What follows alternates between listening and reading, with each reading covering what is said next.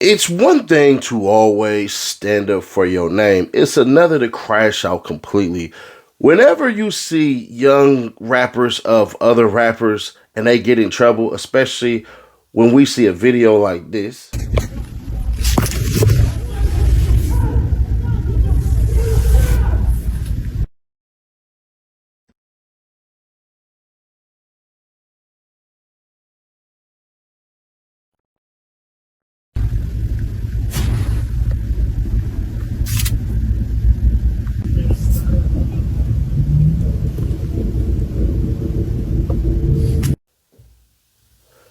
Then later on, find out the charges are these. So he got that possession of sawed-off shotgun, sawed-off rifle, machine gun, dangerous weapon, or silencer, and then willful obstruction of law enforcement officers. So the possession of the sawed-off, that's like up to 5 years, but he could get probation on that. And then the willful obstruction is up to a year, like a $5,000 fine, and that's 100% going to be probation. So there's that. He's looking at 5 years of prison sentence on this one.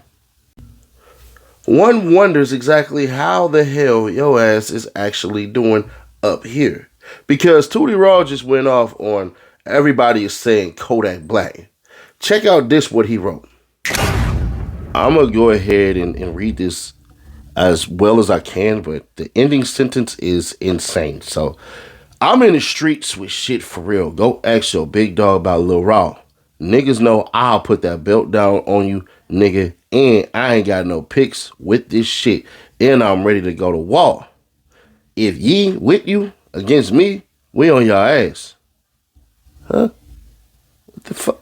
What the Okay. You know, there's always this thing about not repeating terrible cycles, not repeating horrible cycles. If you want to get your kids to get $1 million, you don't gift them $1 million. You gift them the work ethic, and the skills to get $1 million. That's how you do that. But in certain instances, bro, you got Tootie Raww looking dumb, and we don't even know how he's gonna operate when he's actually brought up on them charges, because they didn't magically disappear. And Boosie once said this about his son, if he ever told. Did a serious crime and he cooperated to avoid jail time. Would that change your relationship with your son? Yeah. So if your son came to you, I just did a murder, you'd say, I'm not helping you? I'm not gonna tell you what the I'm gonna say, because this will follow me forever. Well, Boosie, it looks like we gonna have to find out, because your son's mindset is kind of dumb. And I'm gonna explain thoroughly everything that's wrong about what he posted. But first, bam, right there, that QR code. Make sure you get some paper today. Make sure you get paid. Make sure you get some money. Hey, hit that QR code or tap the link in the description. 100%, that's fast cash. We're going to get you some money. We're going to make sure that you are hooked up with the #1 app in the whole entire thing right now, because they really do what they say. Get paid by paying some gangs of $5 cash on Nash as soon as you sign up. Hit that QR code or tap that link in the description. We got you $5 and keep on going and keep on rolling and keep on getting it up. But everything that's wrong with this. First off, you ain't the only one with alleged soldiers, little homie. That's #1. You're not the only one with a couple of cats that is out their mind that's ready to do something stupid. I get the Baton Rouge mindset. Trust me, 100%. I still got my 225 number. But just because you from Jigga City don't mean your ass gonna turn up nothing. See, if you believe the BS that you sell yourself, you might not believe the BS that other people are actually on. Kodak Black got people that'll step for him too. Kodak Black got people that'll fight for him too. Kodak Black got more fans than you do.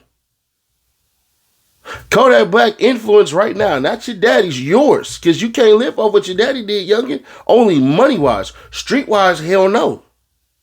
See, the streets has taught enough of you cats, and some of you cats learn later. We respect your pops. We ain't gonna do you nothing. But them cats down the street, they may not feel that same exact way. So you get a little pass around here based off what your daddy did. All right, cool. But you? Nah. Then, too, is you really going to do what you going to say? Because your daddy told the story of when you got caught with your gun, you was crying and boo-hooing and all that and and all this shit. Nigga, you not ready to go to jail forever. You not. Hell, I'm not. You see what I'm saying? You not ready to go sit in that jail to get transferred to that penitentiary and do your years out there in the pen. You not ready for that. You just not. So to pretend and act as though, oh, you really about it. You really ready for this shit. You'll really turn it up. You not ready for any of that, because I guarantee you, if tasked with the truth of the matter, if tasked with what you think you're going to do, if tasked with really standing on business like you supposedly think you're going to do, the biggest thing you got to do is stand up on it and don't run away. So you telling me, your little crew, y'all going to go try to go get down on Kodak? Now, there were text messages that dropped from other stuff, and there was about a couple of cats that was actually in BR, and he was actually talking shit to them as well, talking about how he a gangster and he thugging and he was doing this and doing that and everything and blah, blah, blah. And I get it. Your daddy wasn't there. You had to make your own way. You had to do what you had to do. So you might got a little street rep out of there. That's perfectly fine. But one thing's for certain, two things for sure. Them days are no longer. They don't exist. Them days are gone. And what part of Let's Be Street makes sense for a youngin' who's the child of a millionaire who's up under his daddy? You can get paid from just basically going and chilling. You can get paid from going and doing 20v1s with your sons, with your dad. You can go to all of this shit, but you don't want to do that. And I'm trying to understand what the hell you talking about. I'm just trying to understand what you talking about, youngin.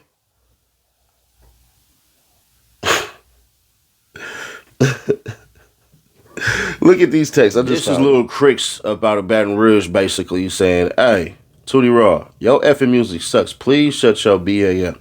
After Tootie Raww said, hey, that weak ass song to Kodak Black after that diss song. Then it goes on to say, I'm going to give you some clout and troll your ass the whole week starting now. You a celebrity kid. I don't even take you seriously. He said, you can't come to Baton Rouge. And they say, niggas been ignoring this girl since 2023. So this is kind of showing y'all he really ain't really doing it for the clout. Then goes on to say, I'm finna FaceTime your BA. You a hoe. You ain't like that, boy. You get this confused if you want and see what the F happened. Come to the A and play and see what happened on my soul. You ain't gonna make it back. I ain't gonna look for you, but if you pull up, we're going to show 100% you ain't going to make it back. You're a dick rider. When you, though Kodak, you don't even care, you signed and still broke. I never signed a deal. I'm richer than you, bum ass nigga. And I'm outside every day. I'm ready to make an example out of rap nigga. I've been waiting on this shit so long to face you nigga and go viral. Every day of my life, I'm ready to shoot the F out. Anybody trying to play with me, you be first one and see if I'm playing. And then he just sent a whole bunch of laughing emojis. He say, see why I don't be responding to these niggas, man? Well, I don't know if little buddy from Baton Rouge. I'm assuming, I don't know if he from BR.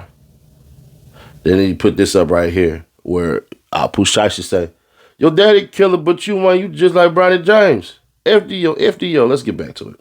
Nothing wrong with living off your daddy name. Nothing wrong with using success of your fathers to gain more success. Hell, Donald Trump's sons did it anyways. Donald Trump's whole family did it based off of Donald Trump. Donald Trump got his money off of his daddy with a small loan of $1 million. Yeah. So when we hear these things and everybody can try to make sense of it all, Tootie Raww, you ain't got to be dumb, little homie.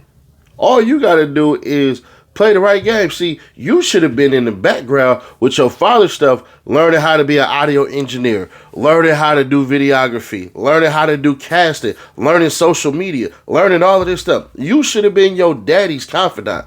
You should have been the person that your dad was supposed to look at and go, all right, man, what you think of this, what you think of that? You supposed to be in creative with your father. This is how you add to your dad's business and to his legacy. But you too damn worried about trying to be the tough kid, the cool kid, the thugging kid. Bruh, Nick, let me tell you something, youngin'.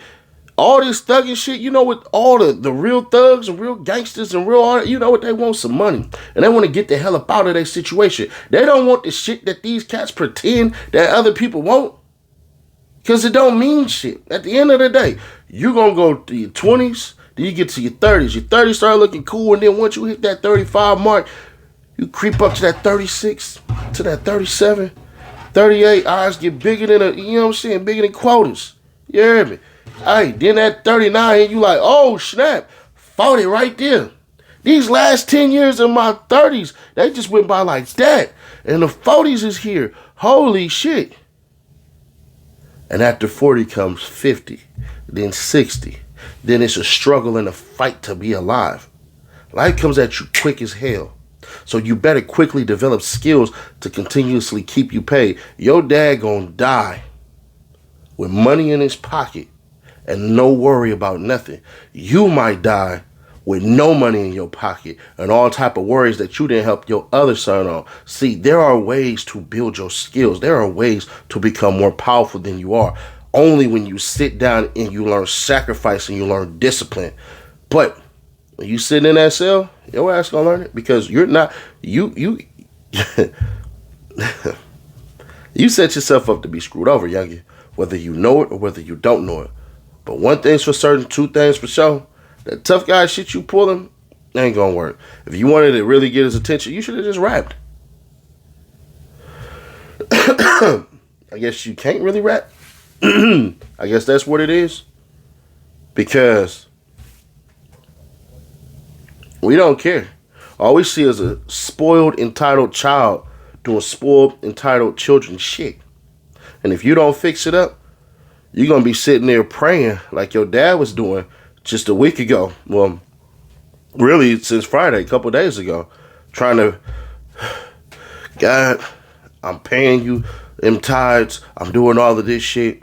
I try to be a gangster in California and all this shit. You go talk to your daddy about them feelings that he was going through before that judge said, all right, we're going to give you probation.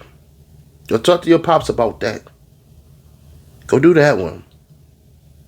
Go talk to your dad about sitting in that cell with his fate not decided. And then talk to your dad about that feeling when his ass walked out of that court with dismissed charges and the feds put that clank on him.